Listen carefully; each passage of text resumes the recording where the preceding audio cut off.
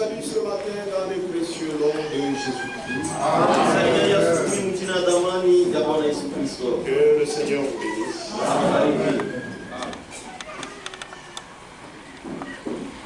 La sœur Betty Sam m'avait dit depuis le mardi de vous dire au revoir.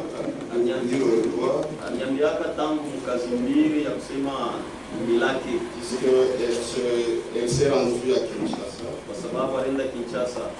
pour visiter sa mère qui est souffrante. À la même occasion, souvenez-vous d'elle dans vos prières. Que le Seigneur vous bénisse. Nous allons lever pour la prière. Prions tous.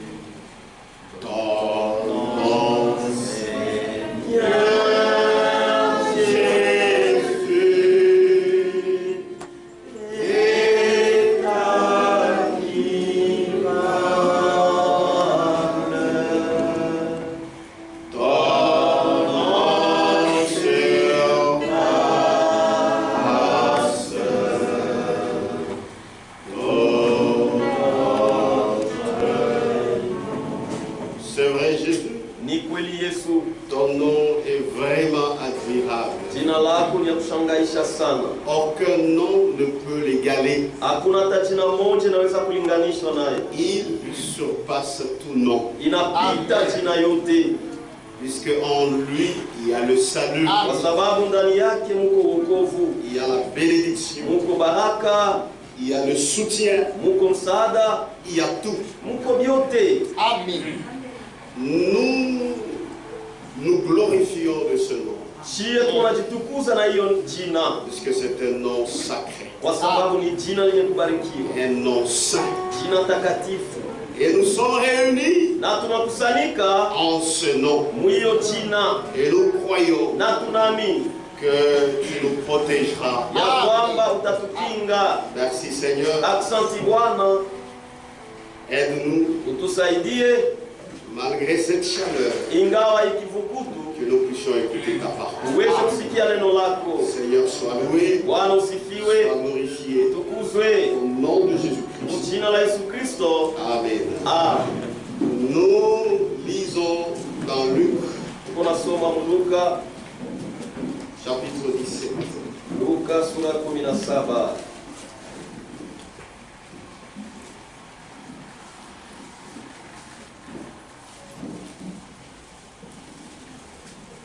Nous commencerons au verset 41.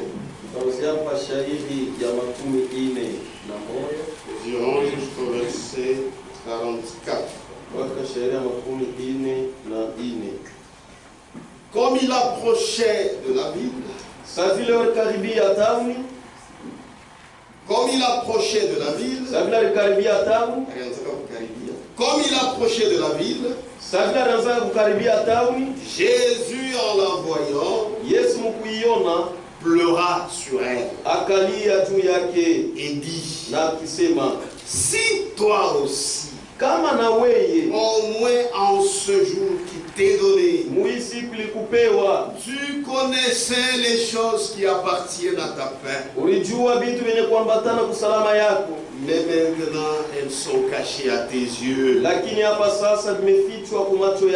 Il viendra sur toi des jours où tes ennemis t'environneront de tranchées.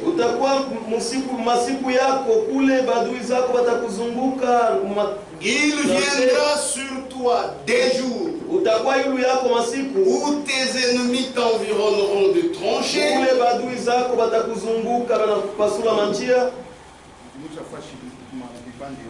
t'enfermeront et te serreront de toutes parts. Ils te détruiront, toi et tes enfants au milieu de toi. Et ils ne laisseront pas en toi pierre sur pierre. Parce que tu n'as pas connu le temps où tu as été visité.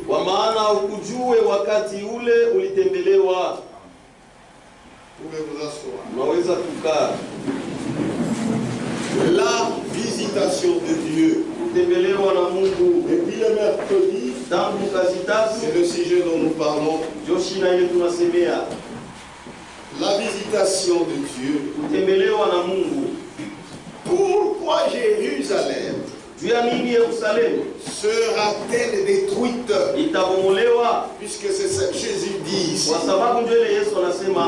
Il commença d'abord par pleurer sur Jérusalem. Et il dit qu'il ne restera pas pierre sur pierre. Mais pourquoi Jérusalem sera-t-elle détruite?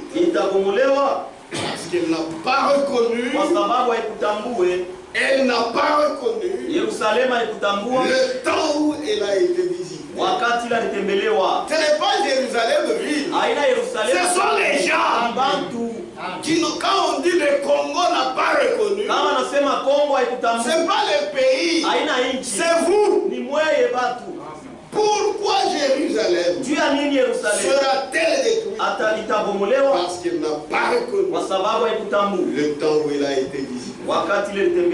Notre père Abraham avait reconnu le temps de la visitation.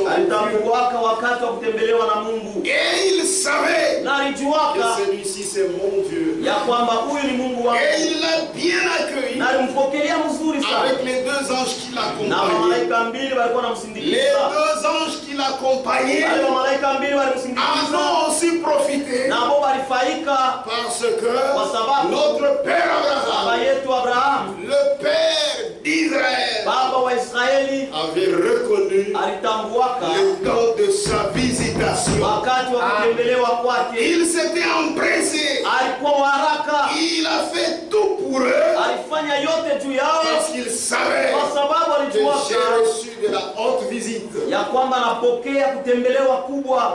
là, nous tirons l'exemple de l'hospitalité. Amen. L'hospitalité, nous l'avons de notre père Abraham.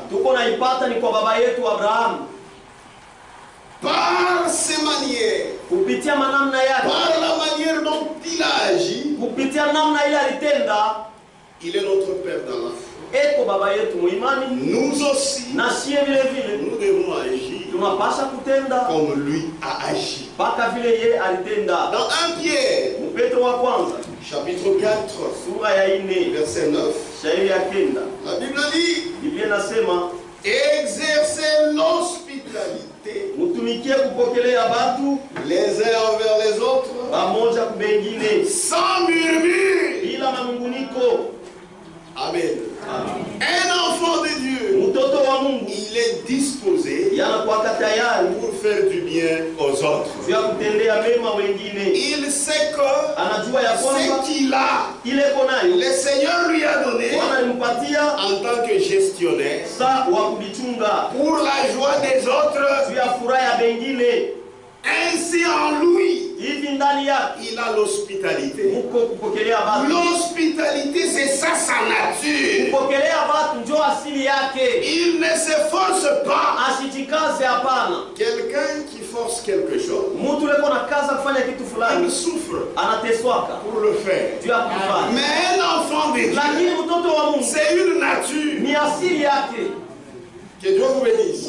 C'est une nature ni asili qui est à son intérieur. eko ndani yake. Il a besoin Eko lazima de rendre les autres à l'aise. afanye bengine bakwe alezi Quand bakutulia. lui-même est dans la joie, Kama yeye mweko mfuraha il n'est pas à l'aise. asina wa kutulia. Il aimerait partager sa joie Anapenda kabule furaha yake avec les na autres. bengine. Amen. Amen. Cela nous le tirons de Dieu.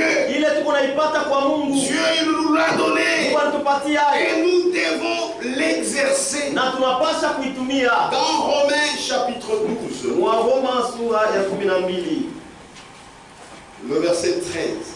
shairi ya 13, Pourvoyez aux besoins des saints. mutayarishe kwa mahitaji ya watakatifu. Mujibu kwa mahitaji ya watakatifu. Pourvoyez aux besoins des saints. Mujibu kwa mahitaji ya Il watakatifu. faut toujours suivre le contexte. Pourvoyez aux besoins des saints.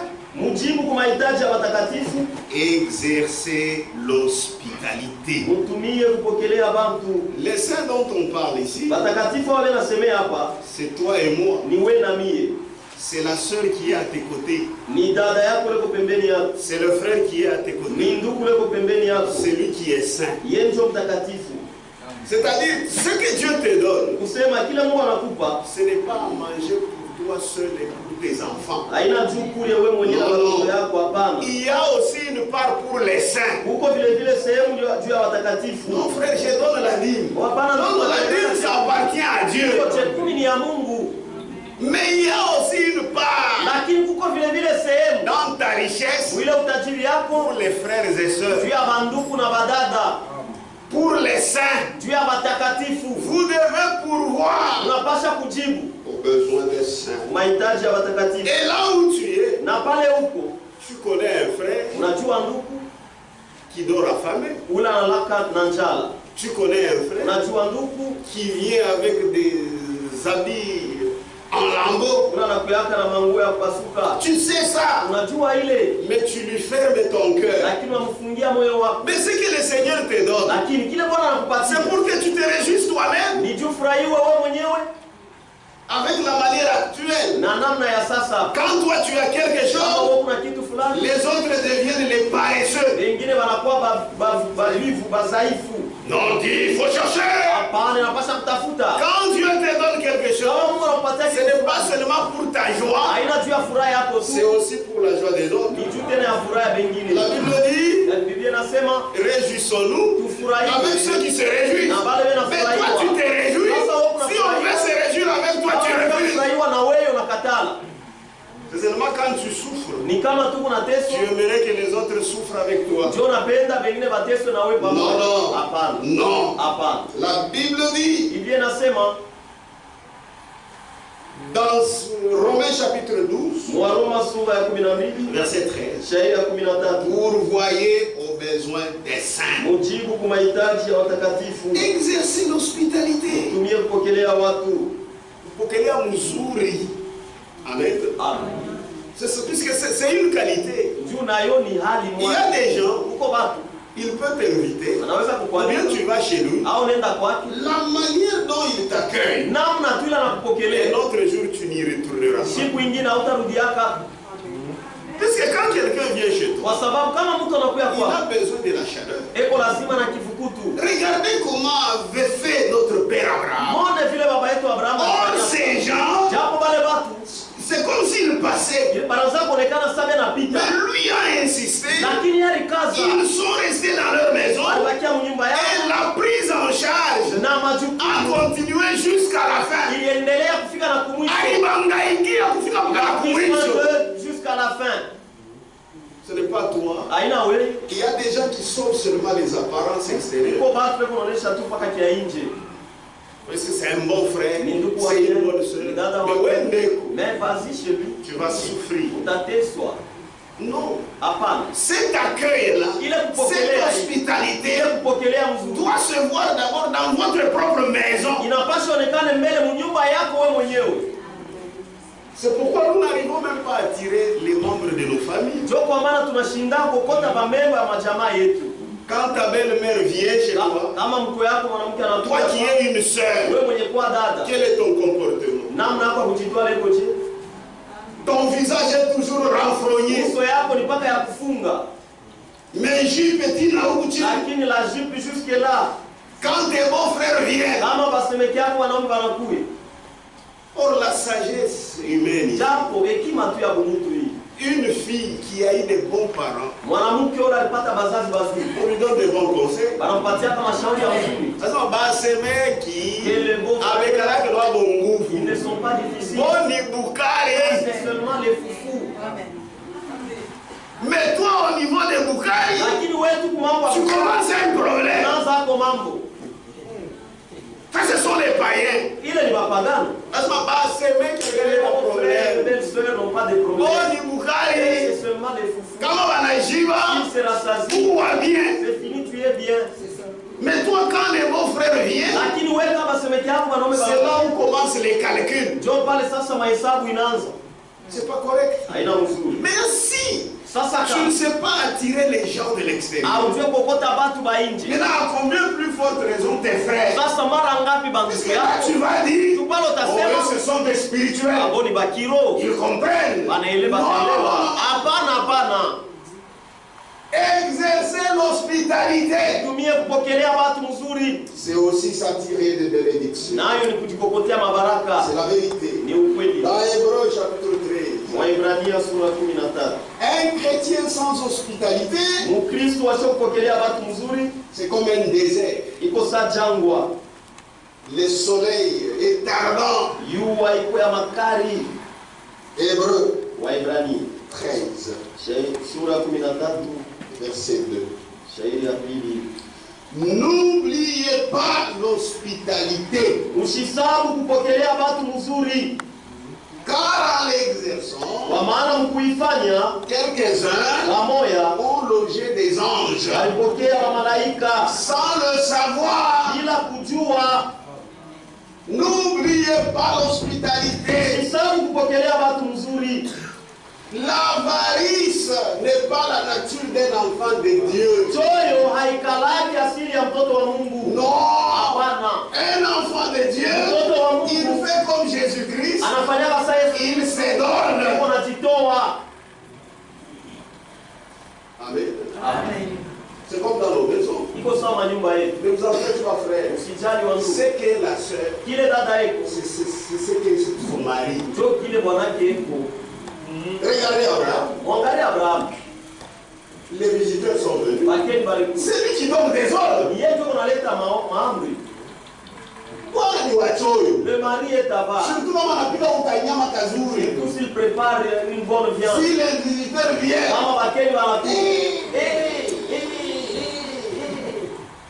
il a poté.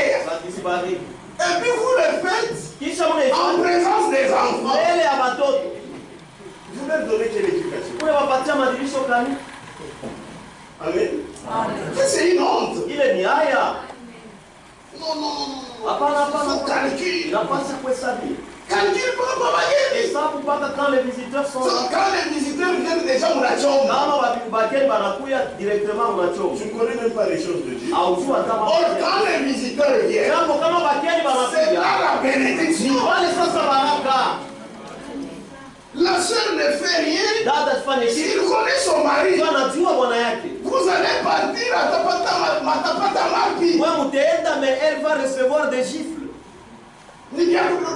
C'est pour toi, tu ne peux pas. Seulement pour le manger. Mais toi tu es zéro. Que Dieu vous bénisse. Ce n'est pas correct. Un enfant de Dieu, il n'est pas un avare. C'est quelqu'un qui songe aux autres. Quand les gens sont dans sa maison, ils se sentent bien. Amen. Il n'y a pas de problème. Il y a d'autres femmes, quand on prend soin des membres de sa famille, il n'y a pas de problème. Même des milliards peuvent sauter. Elle est silencieuse. Mais si on se tourne du côté de l'homme, elle devient malade.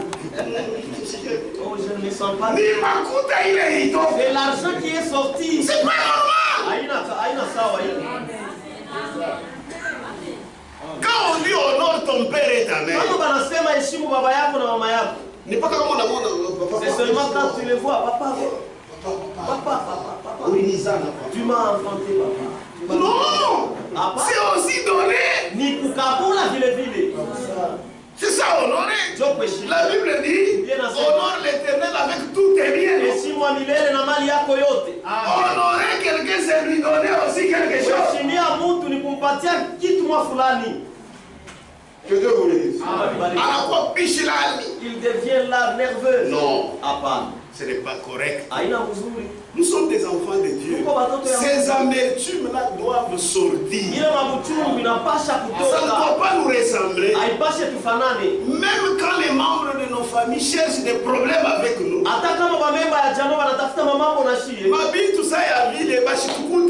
choses comme ça qu'on ne trouve pas là-dedans. Vous la voyez là avec des longues jupes. Ce sont des choses de la terre. Ça va rester.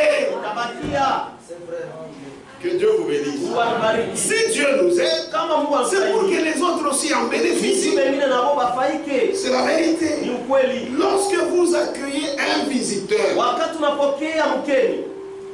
le visiteur, quand il arrive, directement il devient supérieur à vous. Vous devez le servir. C'est ça, frère. Quand un visiteur vient, même s'il a des gerçures du Wamanzaka, si c'est ton visiteur, vous devez l'honorer. Vous devez le servir. Romain.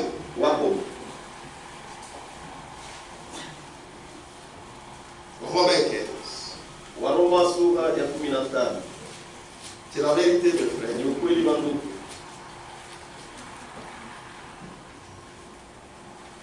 Depuis il y a une crise, pas crise.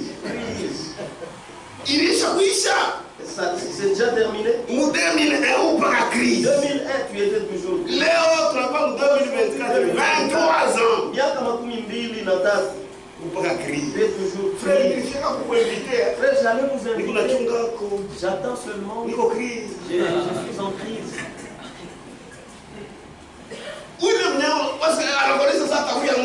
Celui-là t'a dit qu'il va manger tout. Ce que tu manges, donne à ton frère.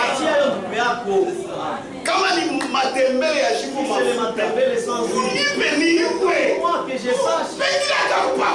Peut-être qu'il peut même te donner.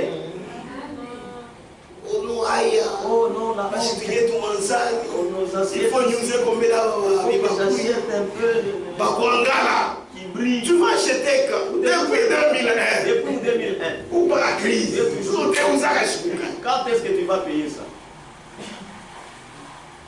Servez le Seigneur avec ce que vous avez. La fidélité commence dans de petites choses. Romains 15, verset 7. Accueillez-vous donc les uns les autres comme Christ vous a accueillis pour la gloire de Dieu. Toi, quand Christ t'a accueilli, qu'est-ce que tu as, toi? Amen.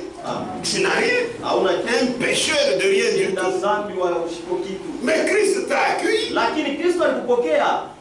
Amen. Je dis en effet que Christ a été serviteur des circoncis pour prouver la véracité de Dieu en confirmant les promesses faites au Père. Il nous a accueillis, nous les circoncis, et il s'est fait même notre serviteur. Donc celui que vous accueillez, il doit se sentir par ton traitement supérieur même à toi. Mais vous, quand vous invitez les gens dans vos maisons, quand les gens viennent dans vos maisons, c'est pour prouver que vous les dépassez. Non, ce n'est pas correct. Nous sommes le sel de la terre. Nous devons le faire par notre comportement. Bien-aimés frères, n'attendez pas quand vous aurez de milliards pour vous accueillir.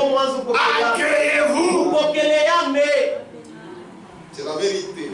Tout ce que vous faites aux frères, tout ce que vous faites aux sœurs, au nom de Dieu, Dieu vous le rendra. Et il vous le rendra au centuple. Alors pourquoi tu dois être juge? Si tu es juge, ça veut dire que tu es mauvais. Quand tu fais quelque chose à un enfant de Dieu, son père va te le rendre. Donc tu ne perds rien. Que Dieu nous donne les yeux de la foi. Ces yeux ici ne voient jusqu'ici. Mais les yeux de la foi voient au-delà des choses visibles. C'est pourquoi même les frères, pour faire du bien, ils font du bien aux gens dont ils espèrent recevoir quelque chose. C'est pourquoi il y a des groupuscules dans l'église. Amen. Et ils ont des moyens entre eux. Et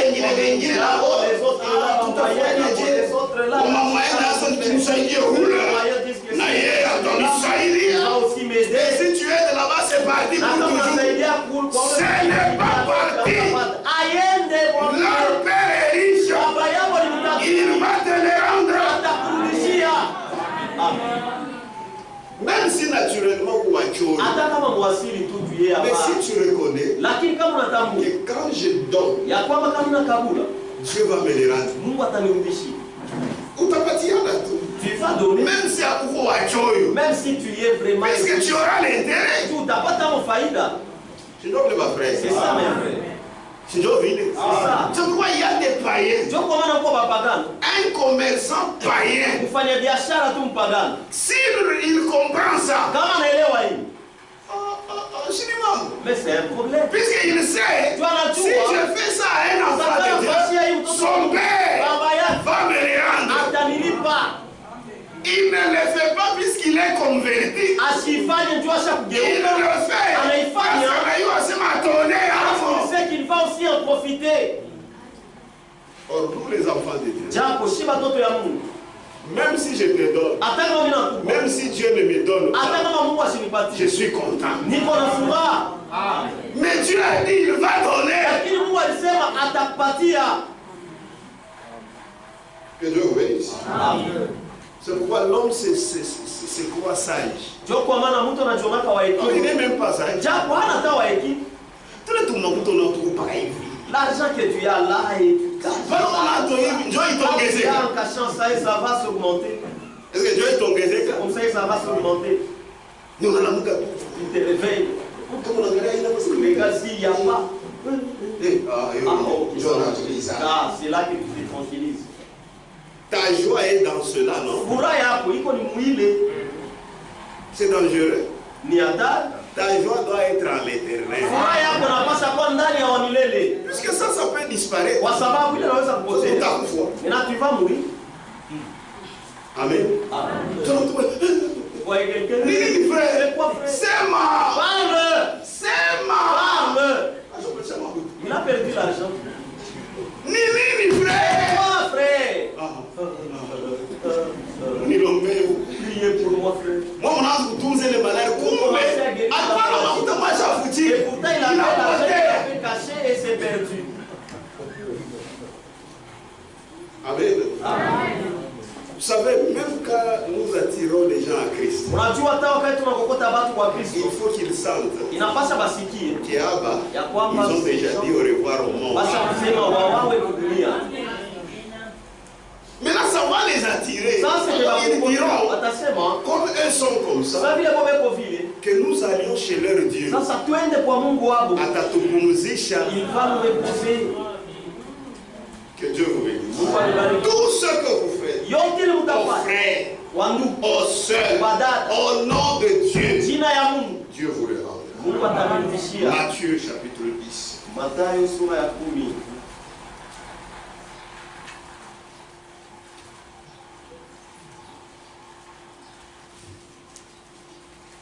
Verset 40.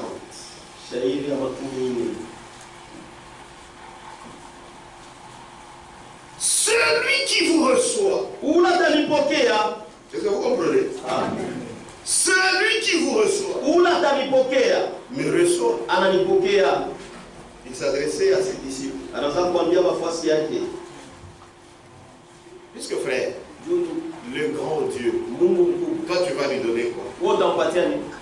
C'est que tu es là. Qui est c'est lui qui t'a donné. Celui qui vous reçoit, me reçoit.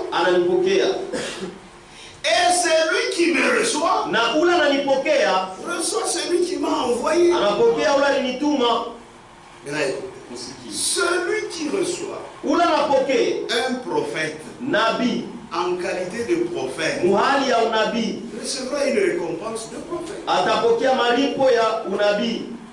Et celui qui reçoit un juste, qui est juste ici? Les justes, les juste, où est-ce que vous êtes? Moi aussi je suis juste. Par le sang de Jésus. Il y a d'autres qui hésitaient. Parce qu'il y a qui sont des chomos ici. Qui sont candémos ici. Vous avez raison. Vous avez des candémos. Jésus a sauvé Yesu aliokoa abantu wa makabila kwa chama. Frère, toi tu es quoi? C'est ça. Maintenant les gens ont peur. Ça va poser la question. Après avoir répondu, vous êtes charnel. Vous n'êtes pas décharné. Il ne faut pas se comporter comme un moulouba. Mais je suis moulouba, c'est Jésus. Niko moulouba kama njo kile niko. C'est ça, frère. Tu vas réfléchir même chez vous. Jésus n'a pas dit ça. La Bible dit le salut vient des Juifs. Est-ce qu'ils ont commis un péché? Non, nous sommes justes. Par le sang de Jésus. Amen. Mais si tu n'es pas baptisé, tu n'es pas cru, tu n'es pas juste. Toi, ne lève pas ta main. Toi, tu es sale. C'est ça. C'est Njovile. Tu n'es pas pur. Amen. On continue la lecture. Et celui qui reçoit un juste, en en qualité de juste, muhali ya uwaki, recevra une récompense atapokea malipo de juste. ya uwaki. Donc, moto les sœurs utapokelea, Toutes sœurs que vous allez recevoir, recevoir, à qui vous allez faire du bien, baba yake bonaona, son père voit, il va te les rendre. atakulipa. Hapana macho ya bulebule. Hapana maegoisme tu ya bulebu. Et quiconque Na yeyote donnera seulement un verre d'eau froide atapatia tu kilauli ya mai ya baridi à l'un de ses petits, kwa mmoja hao batoto, parce qu'il est mon disciple. kwa sababu eko mfuasi wangu. Vous voyez, hein? Unaona? Parce qu'il est mon, Kwa sababu eko mfuasi wangu. je vous le dis en vérité, Nawaambia kweli, il ne perdra point sa récompense. asitapoteza kamwe malipo yake. Amen. Amen. Vale inapasha kutetemekea même manyumba yao. Ce sont des enfants de Dieu. Ni batoto ya Mungu, même dans nos maisons. Ce sont des enfants de Ni Dieu. batoto ya Mungu. Il est ma fauteuil où il y a bien. Les belles fauteuils que tu as chez C'est toi, pas c'est pour que les enfants de Dieu s'y assoient. Comment tu veux que Il y a d'autres gens qui n'ont même pas.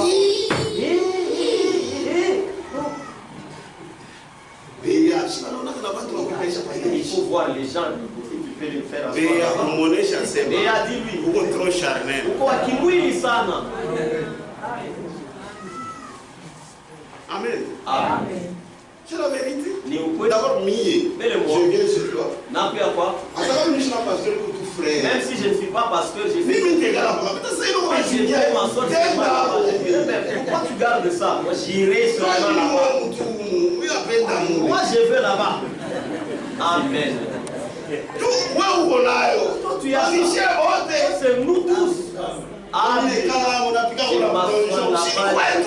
C'est chez nous, non? Vous permettez choyo mba frère. Dans les frères, c'est vous. Non,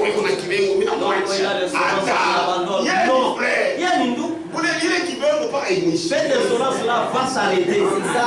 Amen. Il y a une doux. Amen. On offre Moukaleli ici le ministre. C'est moi qui suis ministre. Je vais m'asseoir là-bas. Non, non, frère, je vois comme ça. Moi, je m'assois ici. Et je m'assois.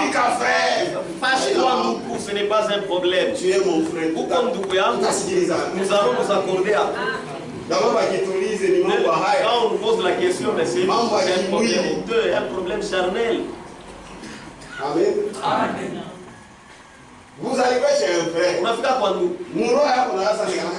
Quand on sait que non, il a toujours la valise. Demande-lui de vous carrer. Frère, j'ai fait manger. Je viens manger. Le premier jour, il va beaucoup regretter. Il va trop parler. Le deuxième jour, il regrette. Il s'habitue. Est-ce que vous ne l'avez pas aidé? Et tu as Moussaïdi. Est-ce que vous ne l'avez pas aidé? Et tu as Moussaïdi. Amen. Ça, là, oh, je suis sûr. Maintenant, toi aussi, ne sois pas souple. Où va vous frère? Et seulement chez les frères. Voilà ça que j'entends. Aujourd'hui, j'irai là-bas, le lendemain là-bas. Non, non, ça c'est du désordre. Cherche d'abord chez toi aussi. Les frères ne sont pas des désordres. Vous savez, il y a des pasteurs à non, non, de telle manière-là, non. Amen. Amen. Amen. Et quiconque donnera seulement un verre d'eau froide à l'un de ses petits, parce qu'il est mon disciple, je vous le dis en vérité, il ne perdra point sa récompense. Amen. Faire du bien aux enfants de Dieu, c'est s'attirer des bénédictions. Quand vous faites du bien à un serviteur de Dieu, c'est à Dieu que vous le faites. Et Dieu vous le rendra. S'il est content, Dieu aussi au ciel, il est content. Et vous attirez la prospérité. Pourquoi on ne parce que ça se trouve dans la parole. Amen. Deux rois, il y a une écriture qu'on vous a lu pendant la semaine, la reproduction. Deux rois chapitre 4. C'est une écriture qu'on vous avait lu. Vous, je ne sais pas si vous l'avez lu. Ça, tu y sors. Lisons cette Deux rois chapitre 4. Verset 8. Un jour, Élisée passait par Sunem. Il y avait là une forme de distinction.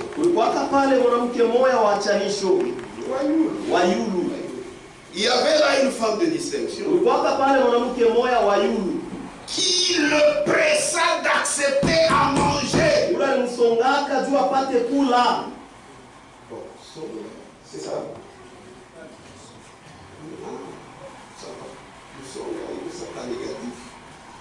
Donc, en cas, on a insisté sur la Kouyeko, comme Abraham l'avait fait. Il y avait là une forme de distinction qui le pressa d'accepter à manger. Et toutes les fois qu'il passait, il se rendait chez elle pour manger. Cette femme-là a reconnu que celui-ci c'est un serviteur de Dieu. Mais je ne sais pas si elle avait vu que il y a quelque chose comme ça dans sa lui ne peut pas venir de moi je crée une relation. Il commence à venir manger pour que je sois béni. Elle l'a pressé. Quand il a vu comment elle l'a accueilli. C'était maintenant une habitude. Et toutes les fois qu'il passait, il se rendait chez elle pour manger. Kama ni wewe, tukamupa njini. Kama la mwatu nilimuonesha. Kwa shirote. Tous les jours. Où il y a la sagesse. Oh, pourquoi tu l'as appelé? Mais c'était une bonne femme. Elle dit à son mari. Donc une initiative venue de la femme. Non, ma frère, ça il faut les pousser aux bonnes œuvres. Il ne prie pas beaucoup. Comme on a Bible ou une spirituelle. Si tu as une bonne femme, il va t'aider. Amen. Une bonne femme. Elle va aider. Je cherche mes amis, je ne le vois pas.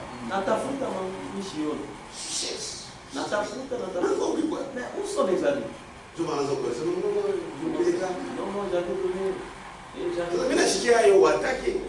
j'avais honte pour elle.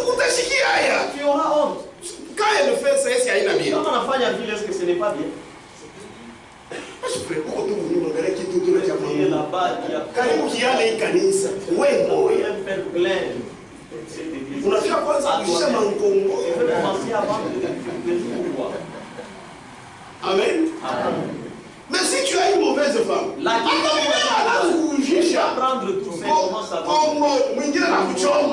et d'autres, elle peut même brûler. Une bonne femme, vous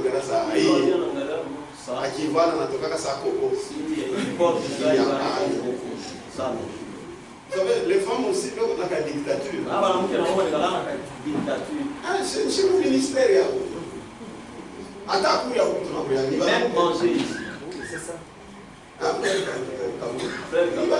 Ce sont les femmes. Si elle dit tu vas manger. Ça c'est la vérité. Elle aussi c'est dans son domaine. On doit imposer des jours. On doit imposer 2 jours. Elle récupère. Amen. Donc il faut avoir une bonne femme. Sinon, vous allez penser que vous vivez bien. C'est pas bon. Il y a beaucoup d'habits là. Mais donne aussi d'autres. C'est seulement quand on vient de dire. Oh oui, oui. Ayez l'habitude de faire du bien. Mkuwe na zoezi la kutenda mema. Même si tu n'as pas la nature de Dieu, quoi tu n'as pas l'habitude. Hata kama una asili ya Mungu, mais et cette habitude là. Les musulmans tout wa bula kupita. Muislamu tu huyu wa bure qui te dépasse.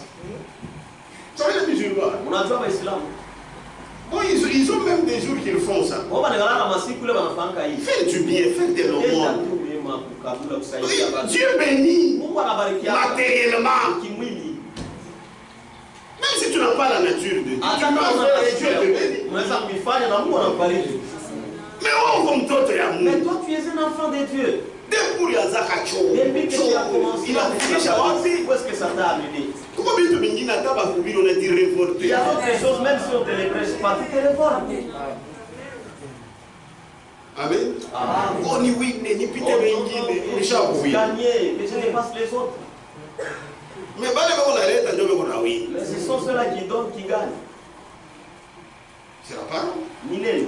Elle dit à son voici. Je sais que cet homme qui passe toujours chez nous est un saint homme de Dieu. Amen.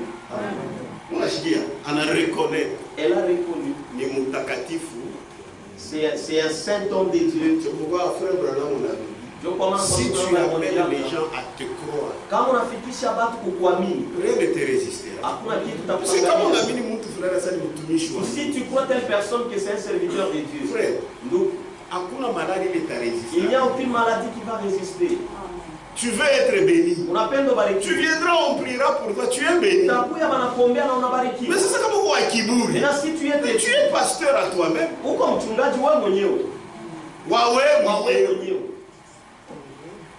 Kiburi. Pourquoi la tétutesse? Kiburi. L'orgueil. Elle dit à son mari, voici, je sais que cet homme qui passe toujours chez nous est un homme de Dieu.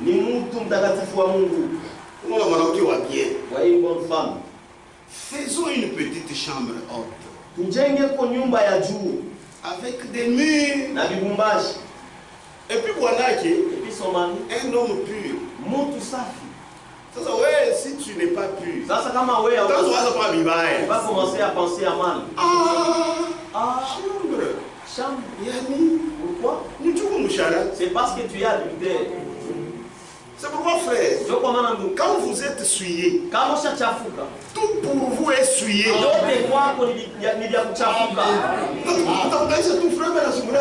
vas trouver le frère en train de parler avec non, c'est courtise. Sois sauvé.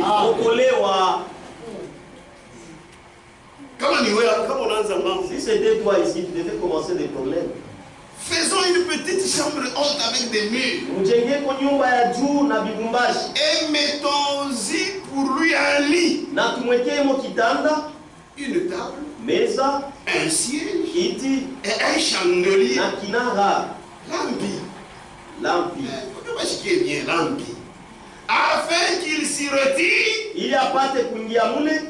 Quand il viendra chez nous, donc qu'il se sente bien. Quand il est chez nous, parce qu'un homme de Dieu, il a sa retour par la bande. Tu te retires. Tu vas chercher la présence de Dieu. Tu vas prier. Tu m'oublies ou pas découvrir. Tu pries. Maman politique, pas ouais. Oui, je sais. C'est mon temps de l'année. Il est temps de ta ville. Et voilà maintenant. Tu vas jouer des gens. Ces gens qui sont ici, ils vont te découvrir. Tu vas te jouer des dénominations. Amen. Amen. Que Dieu vous bénisse. Ça sommes ce qui.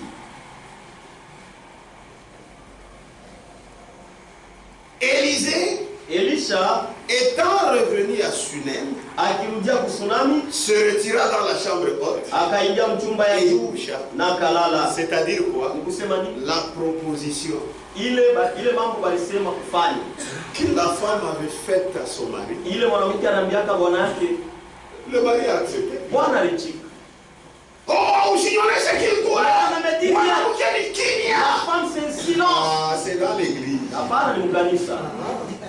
C'est dans l'église. Ni mkanisa. Elle peut aussi donner une bonne idée. Anaweza na kupatia wazo ya mzuri. Ma frère, washopenda kuimbana sana. Les frères aiment beaucoup kuimba badala. C'est ton aide. Ni msaada wako. Sasa atakuendeza kani. Mais quand est-ce qu'elle va t'aider? Amen. Tusikwe na mariage ya kwetu. N'ayons pas le mariage de chez nous. Ndio mariage ya makwetu, hawezi kula na bibi meza. Tu ne vas pas manger avec ta femme à la table. Frère, est-ce que quand vous avez na bibi meza njoo kuchilo mechika? Frère, si vous mangez avec votre femme à la table, là c'est ça, c'est faux. Non? Tu parles. La femme aussi peut te donner un conseil. Non, n'écoutez pas la femme. N'écoute pas la femme. Si elle parle des choses qui ne sont pas droites. Voilà, est-ce que c'est un homme ici? Ma frère, qui vient? Le frère silencieux. Attends, la semaine il y a bien. Comment faire un phénomène? Même si elle dit des bonnes choses. Pas de faire semblant. Là, il fait semblant. Mais après, il va. Non, c'est la proposition. Aidez-moi ça.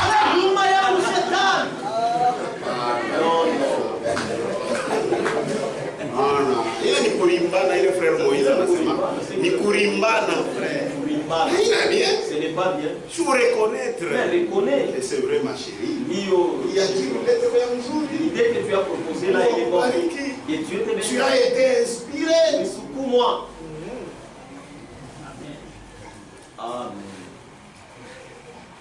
Amen. Amen. C'est la vérité.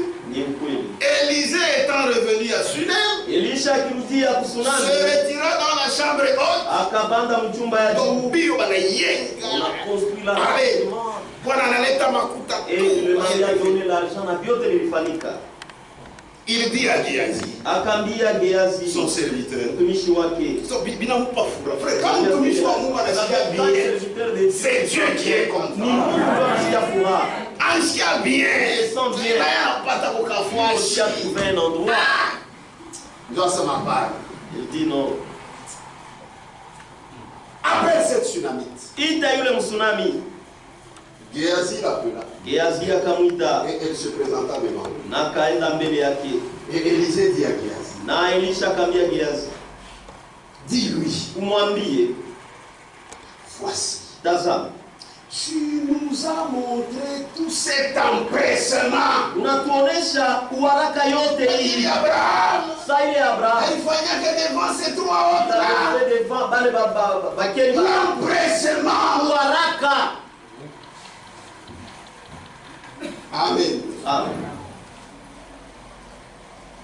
Tu nous as montré tout cet empressement. Unatuonesha uharaka yote. Que peut-on faire pour toi? Tunaweza kufanyia nini? C'est très bien senti. Faut-il parler pour toi au roi? Et tunapasha tuseme juu yako kwa mfalme ou au chef de l'armée? Au kwa chef wa jeshi? Elle répondit, akajibu, j'habite au milieu de mon peuple. Nikalaka katikati ya watu wangu. Et il dit, na akasema, que faire pour elle? Nafanyia nini? Dans une dette, tu auras quelque chose. Utapata kitu fulani. Que faire pour elle? Utamfanyia nini?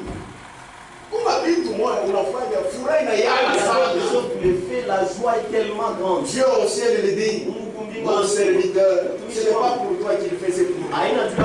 Toi tu ne peux rien faire pour lui. Moi je lui mets.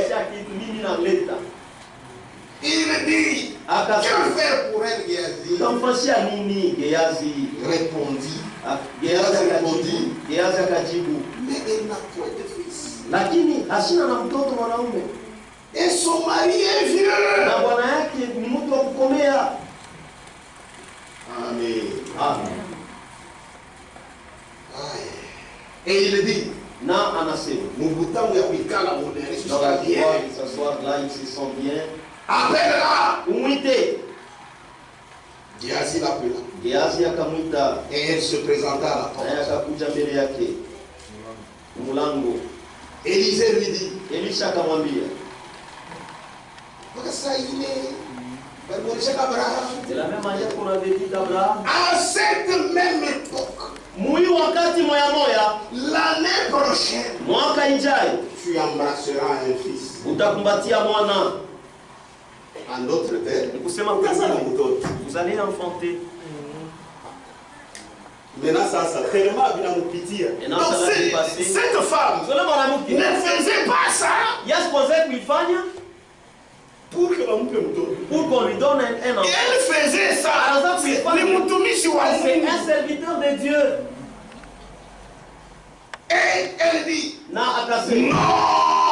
non, Seigneur, homme de Dieu, ne trompe pas ta servante.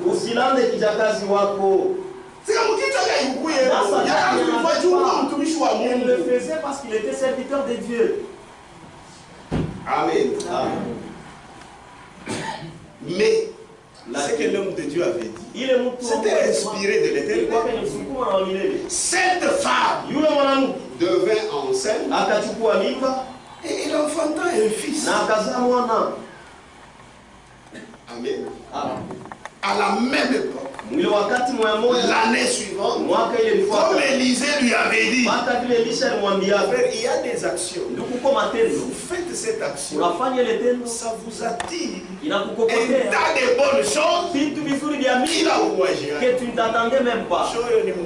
L'avarice, ce n'est pas bon. Vous savez, il y a l'esprit qui nous est entré maintenant. L'esprit de l'individualité. C'est que quand on tourne ça, il va me dire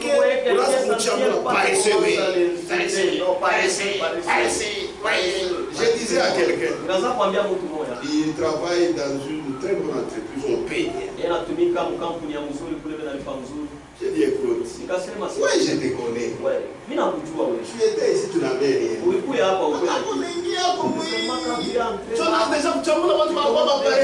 Tout le monde qui sont des paresseux.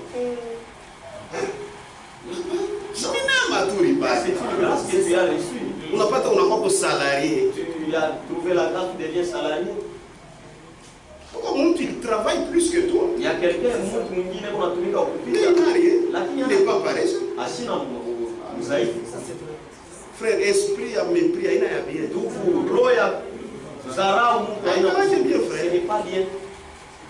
Tu es un salarié, tu ne fais rien. Salarié, pas 20 000 $. Qu'est-ce que tu as fait? Il travaille.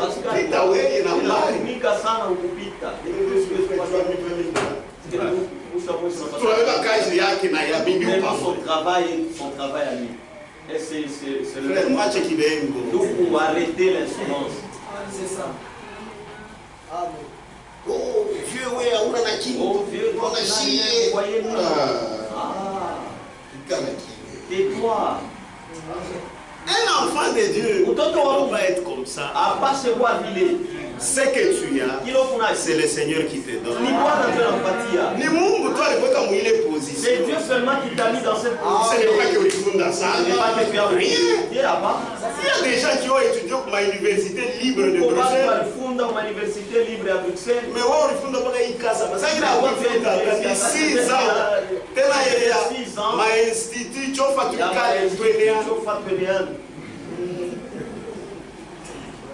mais tu as une vie qui dépasse une université libre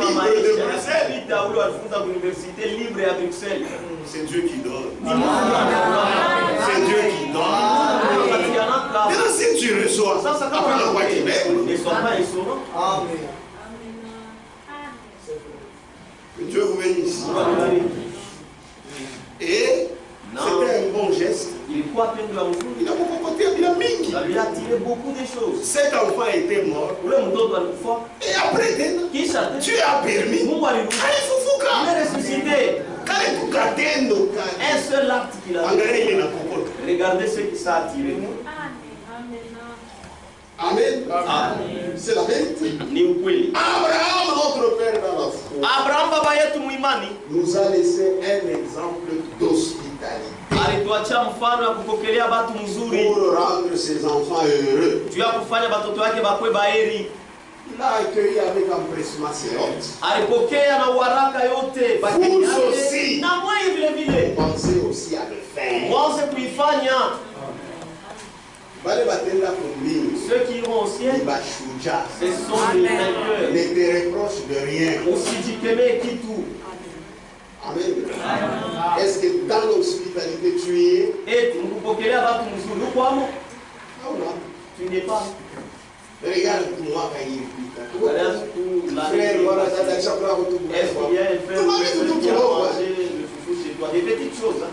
On fait que manger seul. Quand on a déjà boule d'adilier. Quelqu'un mange, la boule va diminuer. Non, ce n'est pas ça. Hapana, ina mzuri. Faisons-le. Mifanye. Amen. Amen. Le même visiteur. Le même visiteur. Ule mkeni moya moya. Il était allé chez Abraham. Ule alienda kwa Abraham. Abraham s'était empressé. Abraham alifanya kana uharaka. Et il a été béni. Na alibarikiwa. Le même visiteur. Ule mkeni moya moya. Il fait rendre visite maintenant à ses enfants. Anakuwa sasa kutembelea batoto yake. Mais cette fois-ci, hapa sasa il est dans la chair humaine. Eko mwili ya mtu. Ils ne le reconnaissent pas. Abamtambu.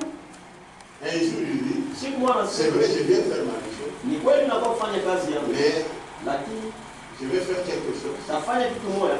Puisque je suis venu selon les Écritures. Il ne voit pas toujours. Abaone pas. Maintenant, pour le moment, comme il cherche un roi, je vais aller vers comme un roi. Peut-être qu'ils vont voir. Je vais aller chez eux selon Zacharie. Zacharie 9:9. Tu as Zacharie 9:9 blessé. Oh, il lisait les rouleaux. Sois transporté d'allégresse, fille de Sion, pousse des cris de joie, fille de Jérusalem. Voici ton roi vient à toi. Voici ton roi vient à toi. Il est juste et victorieux. Il est humble et monté sur une âne. Sur un âne, le petit d'une ânesse. Amen. Mais celui qui vient là, c'est le roi. Fille de Sion, pousse des cris de joie. Fille de Jérusalem, voici ton roi. Il est juste. Eko haki na mshindaji. Eko mnyenyekevu et monté sur un âne. Sur un âne. Le petit d'une ânesse. Et là Jésus dit, si c'est lui le roi, c'est lui le Jéhovah. Il dit qu'ils ne me reconnaissent pas. J'étais venu chez leur père. Leur père m'avait reconnu. Mais je vais chez ses enfants. Ils ne me reconnaissent pas. Maintenant, je vais prendre le dernier numéro de l'écriture. Je m'en veux maintenant comme roi. Parce que eux veulent le roi. Amen. Luc 19. Est-ce qu'on est ensemble? Amen. Luc 19. Verset 28. Après avoir ainsi parlé, Jésus marcha devant la foule pour monter à Jérusalem. Amen. Fille de Sion. Lorsqu'il approcha de Bethphagée et de Béthanie, vers la montagne, appelée montagne des Oliviers, Jésus envoya 2 de ses disciples. Je dois maintenant faire l'écriture en disant, allez au village qui est en face. Quand vous y serez entrés, vous trouverez un ânon attaché sur lequel aucun homme ne s'est jamais assis. Détachez-le. Et là, c'est le roi qui parle. Le créateur qui connaît la fin avant les commencements. Détachez-le. Et amenez-le. Ordre. Si quelqu'un vous demande, frère, il est membre. Ça c'est un problème. Qui a baigné quelque chose d'autrui. Mais là, c'est le créateur. Ça, c'est le moment qu'on a fait. Il n'y a personne qui va faire des Si quelqu'un vous demande, pourquoi le détachez-vous? Tu as dit le monde c'est qu'on a fait quoi baigner. Vous arrivez chez vous. Vous allez sur un nom. Vous trouvez ça attaché. Il est attaché. Il dit on ne demandez même pas. Là, c'est le roi. Il dit détachez. Mais si on vous pose la question, il faut leur dire le Seigneur. Et qu'on a besoin. On a besoin. Pas une blague. Si ce n'est pas de la blague, on a à ça. Vous jouez beaucoup. Amen. Amen. Les choses de Dieu sont bonnes. Je suis arrivé à combien? Voilà. Si quelqu'un vous demande, pourquoi le détacher? Tu as dit vous lui répondez. Le Seigneur en a besoin. Kunaisha. C'est Aulo, mais on l'a détaché. Ces choses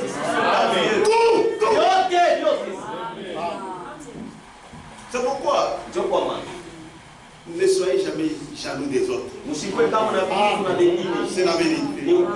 Ce que tu as, si Dieu veut que cette sœur-là puisse s'en jouir, Dieu va seulement commander. Même pour Aaron, après, c'est déjà parti. Dieu, tu joues avec lui. Pose-nous la question qui le connaissons. Amen. Amen. Vous lui répondez, le Seigneur en a besoin. Ceux qui étaient envoyés et trouvèrent les choses comme Jésus leur avait dit.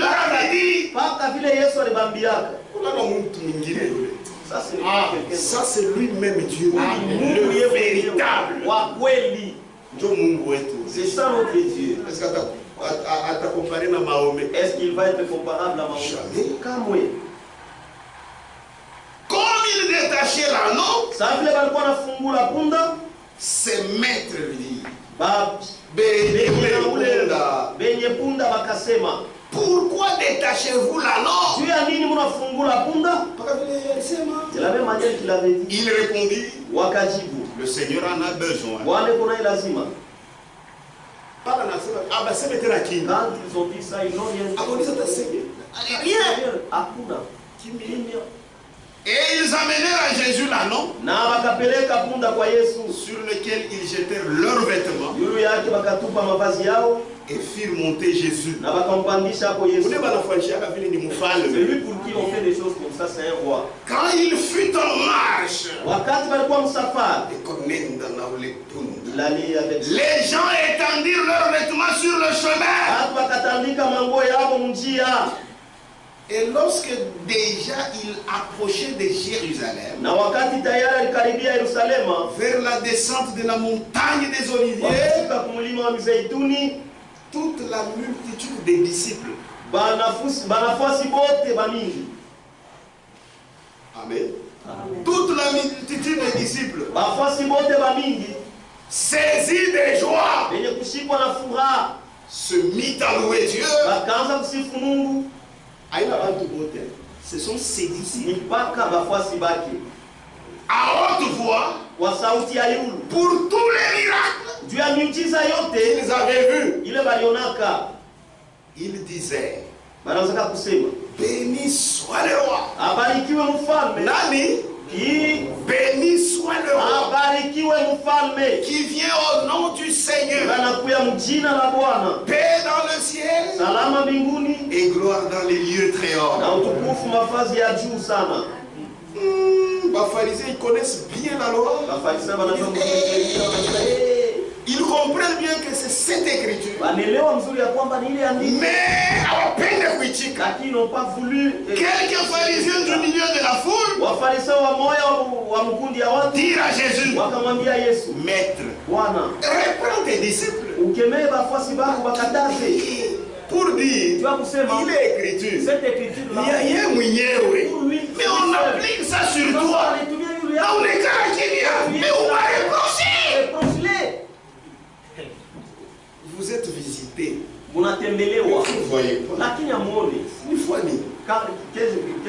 faire. Amen.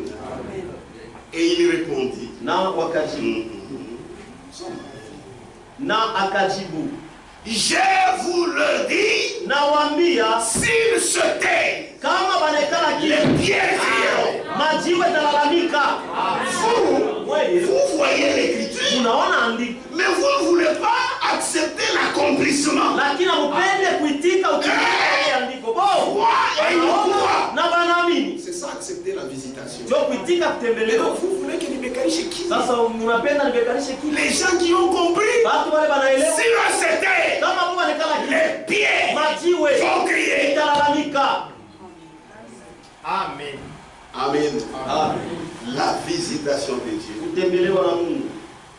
Oh, ce roi-là, Japo ule mfalme c'est celui-là qui pouvait les secourir. ndio aliweza kuwasaidia, Mais lakini ces gens, batu yake ba ces gens, bantu Jérusalem, Yerusalemu étaient contre lui. balimkombanisha. Osée 13, Hosea sura 13 verset 9, shairi ya 9 dit, inasema, ceux qui causent la ruine, ile kunaleta uharibifu Israël, Israeli, c'est que tu as été contre moi, ni kusema ulinikombanisha. contre celui qui pouvait te secourir. Unakombanisha unaweza kusaidia. Je suis venu en tant que roi vers toi, Mimi nakuya sa mfalme kwako, mais tu es contre moi. lakini Sasa wewe nini itakusaidia tena? qu'est-ce qui va encore t'aider? Il faut reconnaître la visitation de Dieu. Inapasha kutambua kutembelewa na Mungu. Jésus qui connaissait la fin avant de commencer, Yesu anajuaka mwisho mbele ya mwanzo. il voyait comment Jérusalem serait détruite. Alionaka namna kani Yerusalemu itabomolewa. Pourquoi? Juu ya nini? Puisqu'ils n'ont pas connu Kwa sababu wakujui les temps où wakati ile ils ont été visités. balitembelewa. C'est pourquoi Ndio kwa maana il regrette. anahuzunika. Parce que lui, il connaît tout. Juu yeye anajua vyote. Devant ses yeux, Mbele ya macho quand yake, il descendait, wakati alikuwa anashuka, il était sur cet anneau. alikuwa yule ya ule punda. Il s'en va. Anaenda. Quand il est arrivé sur cette montagne des Olives, Wakati alifika pa ile mlima wa Mizeituni, tu peux voir bien la ville de Jérusalem. unaweza kuona mzuri tauni ya Yerusalemu. Elle était insouciante, Haikuwa na jali. comme si rien n'allait Utaona se passer. sasa hakuna hata kitu mweza Mais pitikana. lui voyait Lakini yeye comment elle aliona serait détruite. namna C'est kalitabomolewa. pourquoi il pleura. Ndio kwa maana akalia. Luc Luka 19. Luka sura 19. Et la même chose s'applique aujourd'hui. Na kitu moya moja kunafanyika leo. Luc 19. Luka sura ya 19. Frère, la parole de Dieu est claire. Hein? Ndio neno ya Mungu iko wazi kabisa. 41. On continue. 21 tuendelee. Comme il approchait de la ville, Sasa vile alikaribia tauni, Jésus, Yesu en la voyant, kuiona pleura sur elle. akalia juu ya ile tauni. Et comme on a déjà vu les Vous voyez comment c'est détruit, les temples, il n'a comment les pas temples étaient détruits, vu les Jérusalem, comment il a quoi Jérusalem rasé. a rasé. C'est pourquoi il pleura. Ndio kwa maana ilia. Comme il approchait de la ville, Sasa vile alikaribia tauni, Jésus en la voyant, Yesu mkuiona pleura sur elle. akalia juu ya tauni Et dit, na akisema, c'est toi aussi, kama na wewe au vile moins en ce jour qui t'est donné. hata misipi na kupewa Je pense que c'est maintenant la fura, ni ile tristesse. partie avec la joie de sa vie. Tu connaissais les choses Ulijua vitu qui appartiennent à ta paix. yenye kuambatana kusalama C'est ce yako. que nous disons aussi à toutes ces Oui, dénominations. madhehebu Si yote elles connaissaient les choses qui appartiennent à leur paix, yenye kuwa kusalama yao ils abandonneraient tout wangeliacha et vyote croiraient ce message. kuamini ujumbe. Mais maintenant, Lakini hapa sasa elles sont cachées à tes yeux. imefichwa mbele ya macho yako. Il viendra sur toi des jours Utakuya yule yako masiku où tes ennemis t'environneront de tranchées, ule badui zako watakuzunguka fuashi yote, t'enfermeront et watakufungia te serreront kufunga kabisa de toutes parts. fuashi yote, Ils te détruiront. batakuharibu Toi weye et tes enfants au milieu de na toi. watoto yako katikati Ils yako. ne laisseront pas en toi pierre sur pierre. Wataacha juu yako jiwe juu ya jiwe. Pourquoi? Juu ya nini? Parce que tu n'as pas connu Kwa sababu hukujui le temps wakati où tu as été visité. Hilo litembelewa. Si toi tu es sorti Kama wewe ulitoka et que tu as reconnu, na uitambua, c'est la grâce. ni neema. Amen. Amen. C'est la grâce. Ni neema. Seuls les disciples Ni mpaka tu wafuasi ont reconnu. ndio walitambua. Mais les autres Lakini hao wengine n'ont pas reconnu. hawakutambua. Et Jésus maintenant était triste. Na Yesu sasa alihuzunika. Amen. Amen. Mais Lakini avant que les jugements tombent, mbele ya hukumu kuanguka, Dieu avertit toujours. Mungu anakalamushaka paka. Et c'est seulement ses enfants Na ni mpaka tu watoto qui yake prennent garde. ndio wanakebaka ange. Et ici, avant que Israël ou Jérusalem ne soit frappé Na hapa mbele ya Yerusalemu ipate et que kupigwa son temple ne soit détruit, na hekalu ipate kubomolewa, il avait déjà averti. alikuwa kasha ukalamusha. Luc 21, Luka sura 11. chapitre 20.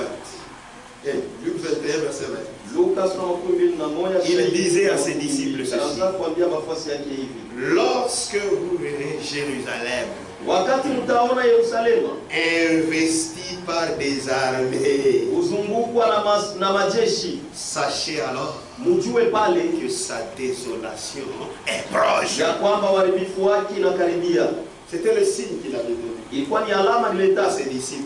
alipatia Vous wafuasi voyez, wake. c'est Jérusalem. Sasa unaona hii Yerusalemu Même si elle est fortifiée, hata kama kwenye kujengwa na nguvu tout ça, au c'est rien. haina kitu, N'entrez pas dans cet orgueil-là. ushingie mwile kiburi. Quand vous voyez seulement Jérusalem, Wakati tu mtaona Yerusalemu les armées entourent ça. majeshi na izunguka, Ne dites pas, nous avons notre Dieu, il va nous sauver. atatuokoa. Ah, Hapana, fuyez. kimbie, Puisque kwa maintenant, sababu hapa sasa c'est le jugement. ni hukumu.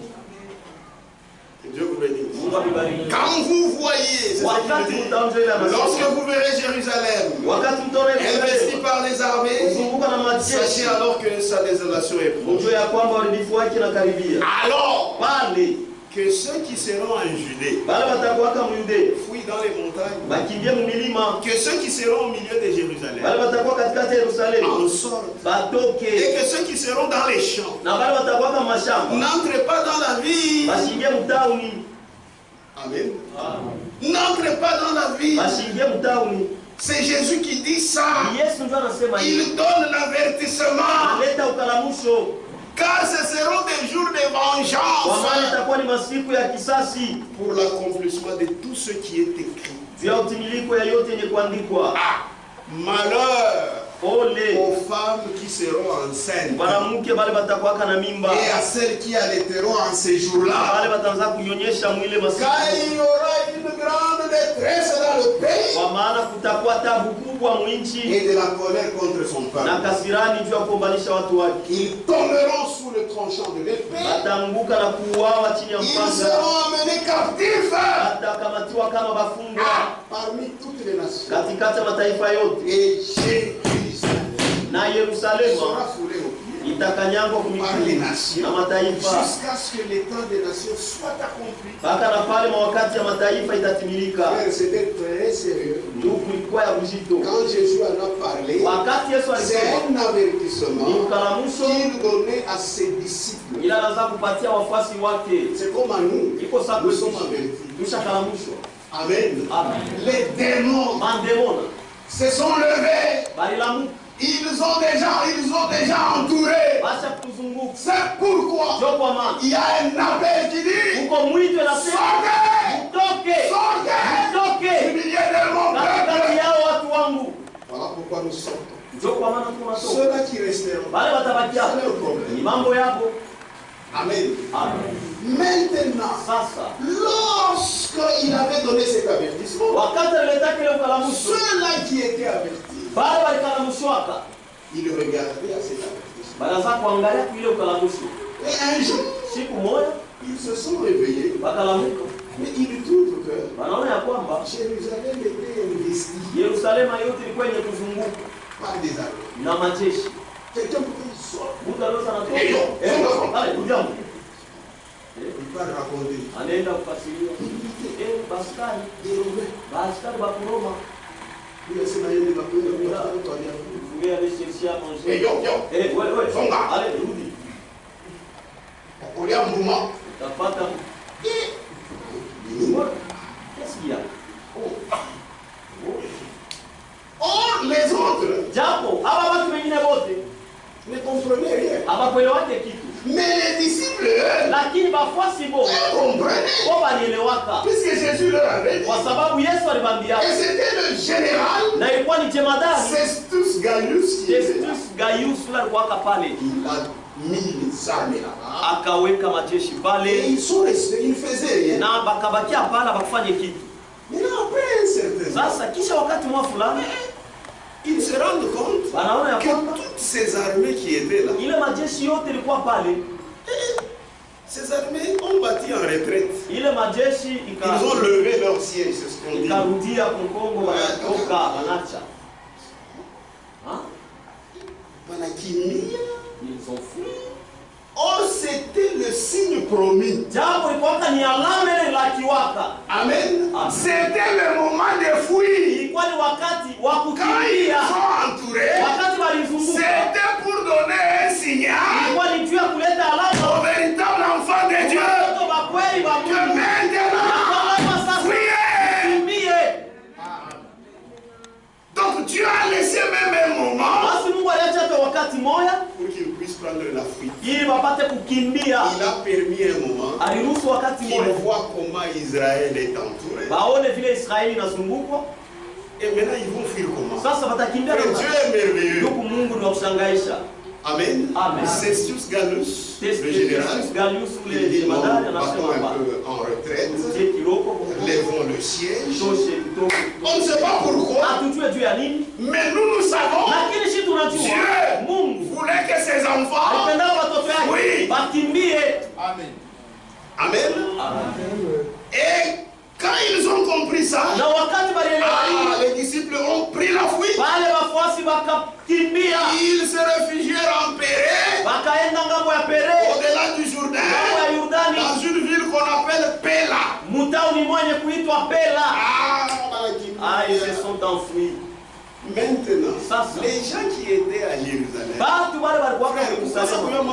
Frère, pour pas connaître les choses de Dieu. eux, Juu yabo quand ils ont vu ça, wakati waliona ils hivi, disent Alléluia, wasema haleluya, victoire, histoire, victoire, ushindi. Jéhovah Jéhovah nous a délivrés. anatufungula. Jéhovah nous a dans la chair humaine. Yehova, vous êtes avec lui mwili ya mtu. Vous l'avez rejeté. Mais Mlimkataa. vous n'avez plus Dieu. Hamuna tena na C'est Mungu. pourquoi aujourd'hui, Ndio kwa maana leo nous disons aux dénominations, tunaambia madhehebu, Dieu nous a visités. Mungu alikutembelea. Et dans sa parole, vous n'avez pas Dieu. Wewe hamuna na Mungu. Amen. Amen. Ils ont vu Baliona que c'est une victoire. ya kwamba ni Les ushindi. soldats romains sont venus. Askari ya Kuroma walifika na Ils ont pris la poudre de scampette. bakakimbia ni kavu. Il n'a pas ça pour Jéricho. C'était comme Ce qui s'était passé mambo yalipitikana sans kwa coup férir. Il a piqué bila la kupigana massage. masasi Et ils ont fui. na wakakimbia. Non, Hapana. c'était un signe Ilikuwa ni alama pour ses enfants. juu ya watoto Eux yake. Ndio kwa maana bo n'ont pas dit comme les autres. Alléluia! Alléluia! Jéhovah nous a sauvés. Voilà. Ils comprenaient l'avertissement. alielewaka ukalamusho Ils ont pris la poudre de scampette. kavufu bakakimbia. Amen. Amen. Et eux, ils se réjouissaient. Na bo walikuwa na furahi. Maintenant, après ça, Sasa kisha ile Festus Gallus est parti. Festus Gallus alienda. Maintenant, c'est le général Titus. Sasa ni General Il Titus revient maintenant. anakuya sasa. Il reprit le siège. Akabeba washi. Hakuna sasa unatachomo. Il y avait personne qui pouvait maintenant s'enfuir. Maintenant, les gens commencent à se poser la question. Sasa watu wanaanza kujiuliza wewe. Qu'est-ce qu'on va faire? Tutafanya nini? Qu'est-ce qu'on va faire Tutafanya nini? pendant cette période? Ni wakati Frère, ndugu,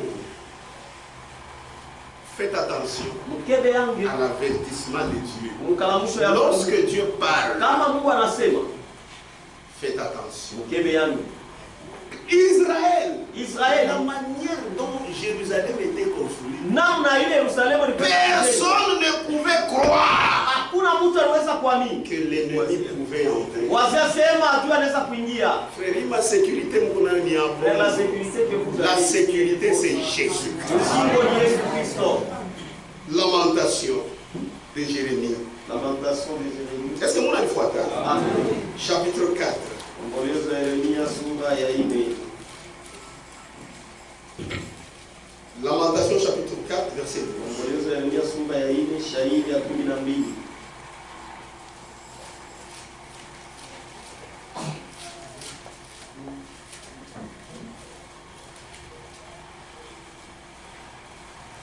Les rois de la terre n'auraient pas cru. Aucun des habitants du monde n'aurait cru que l'adversaire, que l'ennemi entrerait dans les portes de Jérusalem. Frère, tout est écrit dans la Bible. Personne ne pouvait croire. Jérusalem s'est dressée comme une ville orgueilleuse. Amen. Amen. Et vous savez quoi? Jérusalem était investie pendant la période de Pâques. Alors qu'une multitude de Juifs s'est trouvée là-bas, entre ces murs, même les Juifs des diasporas, qui vont dans les pays, ils étaient revenus. Et c'était pendant ce temps-là que le siège a été fait. Pas de nourriture, puisqu'ils étaient entre les murs. Or, leur champ se trouvait à l'extérieur.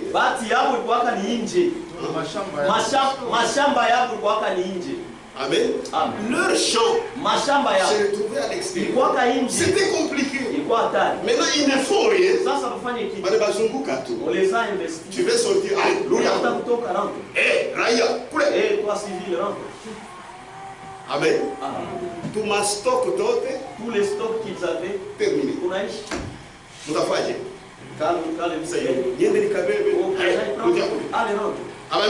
On ne vous tue pas. Ils ont attendu que la provision se termine. C'est alors que vous allez mourir. Bien. Amen. Les gens commençaient à manger les cuirs de leur ceinture,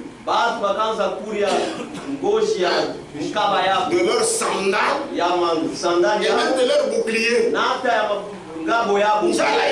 Tellement qu'il y avait la famine. Vous savez un moment que le Thomson ici devient mauvais.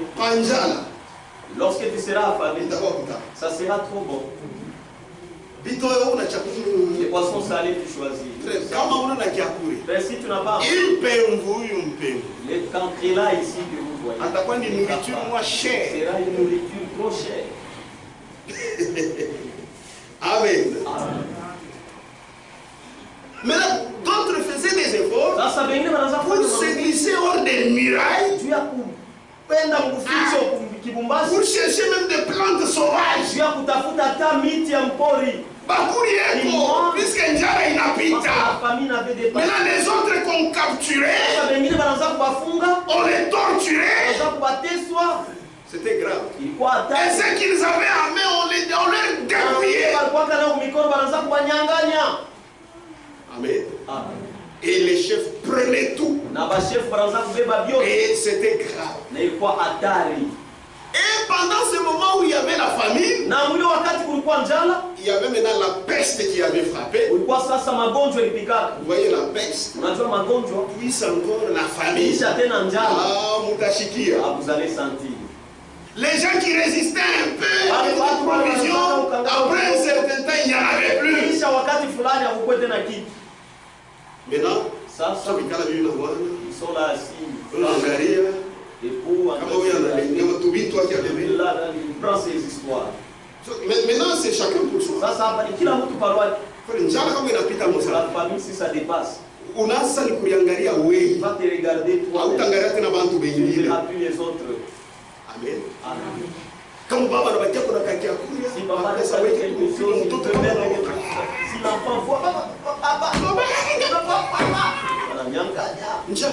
la famille, qu'est-ce qu'ils vont faire?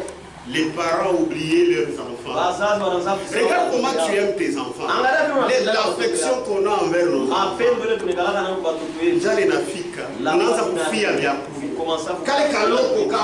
Les peu que tu as là. Ton enfant, le tout petit enfant que tu as là.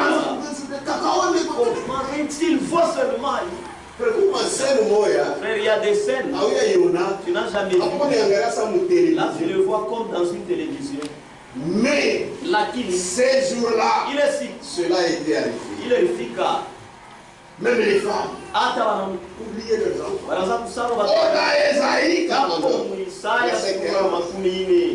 La Bible dit, une femme oublie-t-elle l'enfant qu'elle a allaité, l'enfant qu'elle allait, n'a-t-elle pas pitié du fruit de ses entrailles? Mais il est chic. Mais ce jour-là, non, ce n'était pas comme ça. Chacun cherchait à faire entrer dans sa bouche. Maintenant écoutez, Lamentation chapitre 4. Kata la visitation de Dieu. Refuser la visitation de Dieu, c'est très mauvais. Lamentation 4, verset 9. Ceux qui périssent par l'épée sont plus heureux que ceux qui périssent par la faim, qui tombent exténués, privés du fruit des champs. Ni mzuri wanakupiga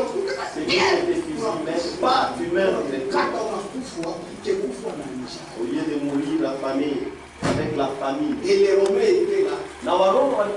Général Titus avec ses armées. Il est là. Deutéronome 28.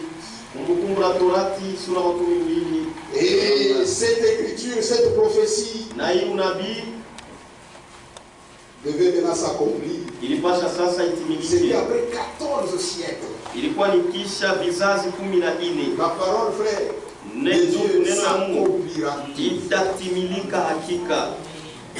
Deutéronome. Mon frère, il faut que je chimie. Il faut les respecter. Et dans le chapitre là, vous êtes pas bonne santé. Dis les choses de Dieu, ça veut dire quoi? Merci. Accent. Mais ça sera trop tard. On va les chercher, mais. Deutéronome 28, 56. Oui,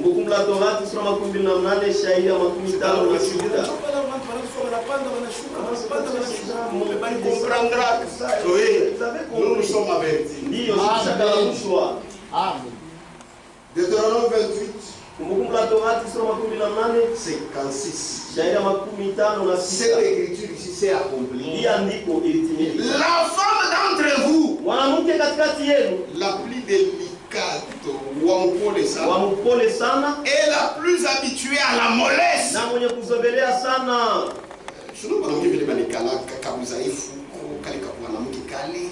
Qui par mollesse et par délicatesse n'essayez pas de poser à terre la plante de son pied, aura un œil sans pitié pour le mari qui repose sur son sein.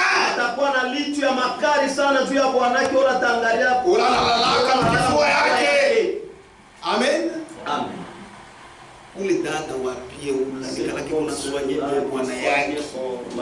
Mais il est chic. Ces jours-là, elle ne va pas le soigner.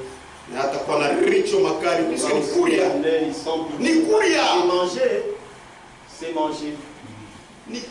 C'est manger. Pour son fils et pour sa fille. Il n'aura pas pitié de lui. Chacun regarde sa bouche. Mais là, les Romains commençaient à terroriser les Juifs. Amen. Et les gens comprenaient comme des prisonniers qui voulaient s'échapper. On les torturait, on les crucifiait sous les murs de Jérusalem, dans la vallée de Josaphat. On les tuait là-bas. Et sur le calvaire, vous voyez le lieu du calvaire, et sur le calvaire, il y avait beaucoup de croix qu'il était difficile de passer. Tellement il y avait des croix. Vous voulez passer, on vous tuez dans la vallée de Josaphat, et sur le calvaire là-bas, Beaucoup de gens là-bas. Pourquoi? Vous savez pourquoi? Ils n'ont pas reconnu le temps de leur visitation. Ainsi se réalisa ce qu'il disait quand il fallait choisir entre Jésus et Barabas. Dans Matthieu 27, 25, que son sang retombe sur nous et sur nos enfants. Par ici qui a été senti ces jours-là. Amen. C'est facile. Qu'est-ce que cela va faire, Dieu? Mais quand tu dois en payer le prix, Amen.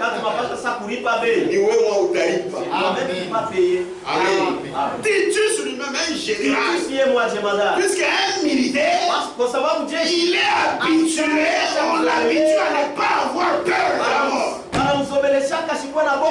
Mais ces jours-là, Titus fut rempli d'horreur à la vue des cadavres qui étaient entassés dans cette vallée de Josaphat. Il a été dépassé. Et quand il était sur la colline des Oliviers, il a bien vu le temple.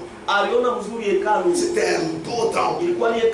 Et il était tombé dans l'admiration de ce temple-là. Et il a interdit à ses militaires. Non.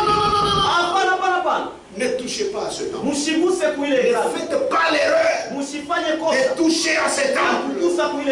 Et il dit aux Juifs d'être sages pour ne pas l'obliger, pour ne pas obliger Titus à pouvoir détruire le temple. Puisqu'il ne voulait pas, lui Titus ne voulait pas souiller ce temple par le sang. Alors il a invité les Juifs de se battre ailleurs. Et il y a un homme Joseph qui a dit aux Juifs de pouvoir se rendre.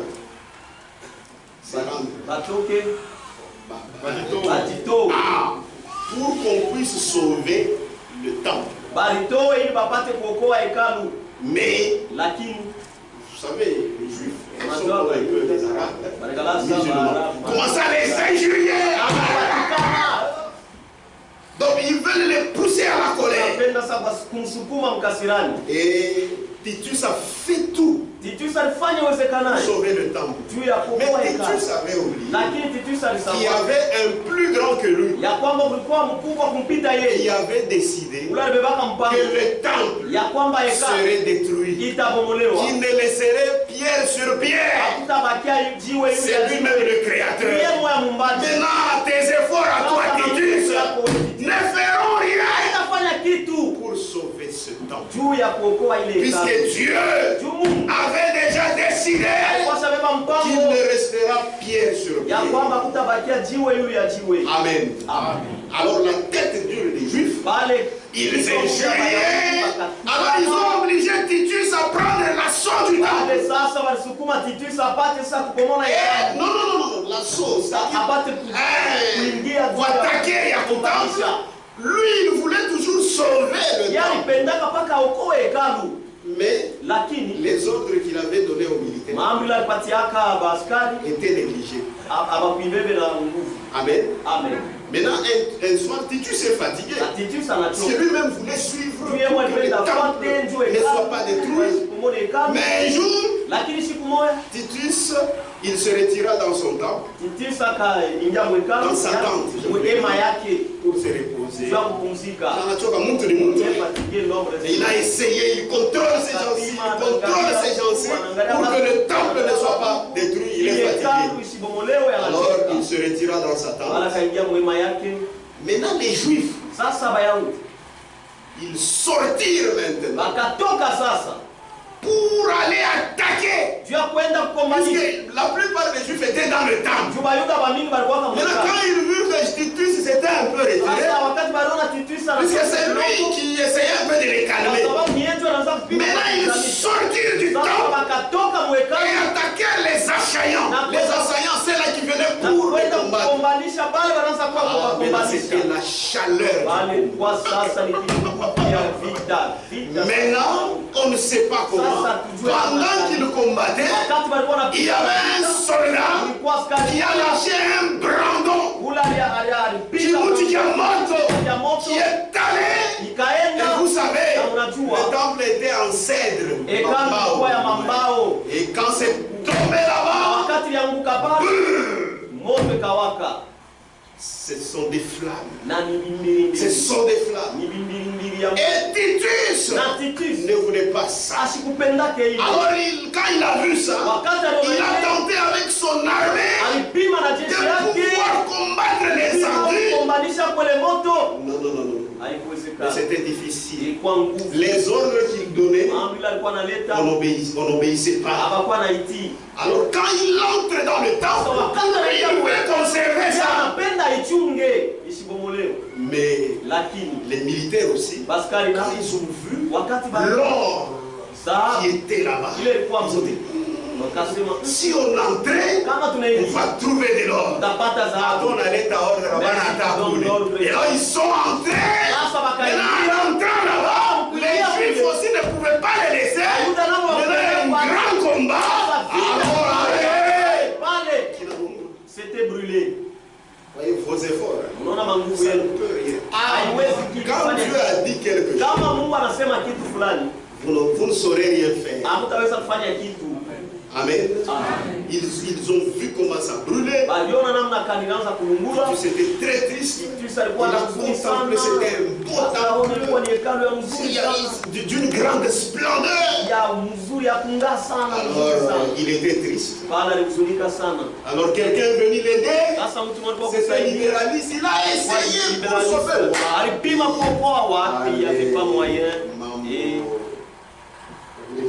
Jusqu'à ce que les temples étaient brûlés.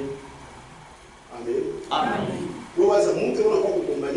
Imaginez quelqu'un qui vient combattre les temples. Mais il admire le temple. Il veut même sauver.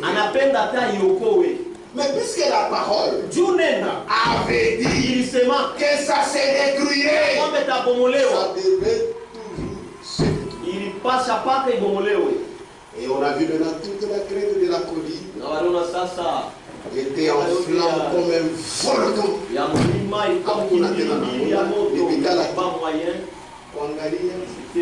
C'était le sanctuaire, le lieu saint,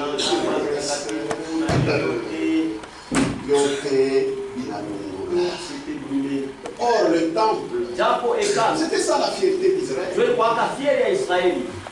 Comme c'est détruit, ça les a découragés.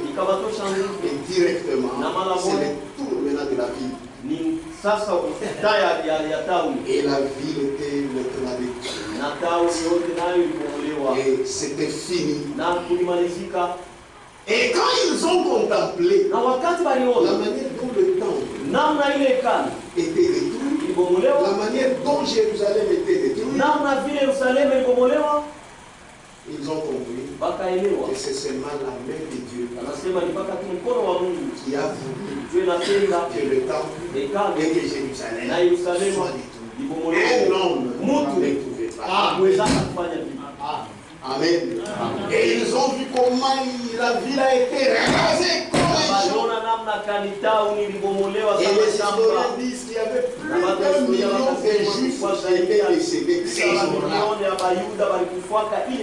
Maintenant, ceux qui étaient restés en vie, on appelle les survivants, on devait les déporter en captivité. Et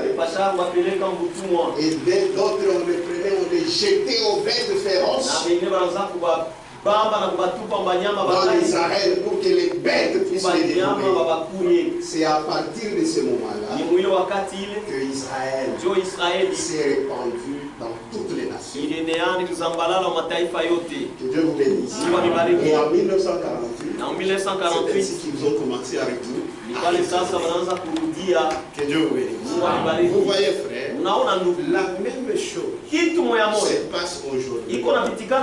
Bien-aimés frères, le message de William Marion Branham, c'est un avertissement.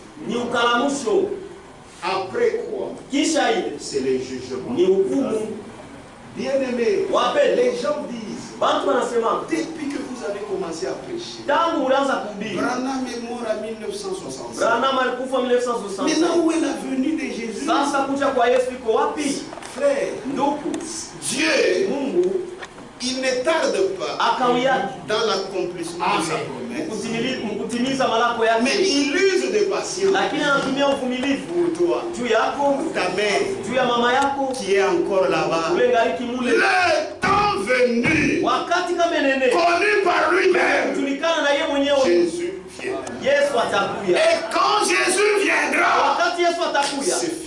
unaisha. Maintenant, où es-tu, ma soeur? Sasa uko wapi dada Où yangu? es-tu, mon frère? Uko wapi ndugu yangu? Est-ce que tu comprends Tuko naelewa ce que le Seigneur est en train de faire? ile Bwana iko nafanya? Si tu comprends, Kama unaelewa, ta vie maisha yako sera une vie modèle. itakuwa maisha ya Il y a un jour de vengeance kuko siku ya qui kisasi est préparé pour tous ceux qui ont négligé le messager ile sha kutayarishwa juu ya wote wale walisula mjumbe et son message. na ujumbe wake. Est-ce que vous croyez cela? Eti munaamini ile J'enverrai. tatuma Amen. Amen. Élie le prophète. Elia nabii. Est-ce que Élie le prophète n'est pas encore venu? Eti Elia nabii hayakuya bado. Mais Élie le prophète est déjà Elia nabii venu. ameshakuya.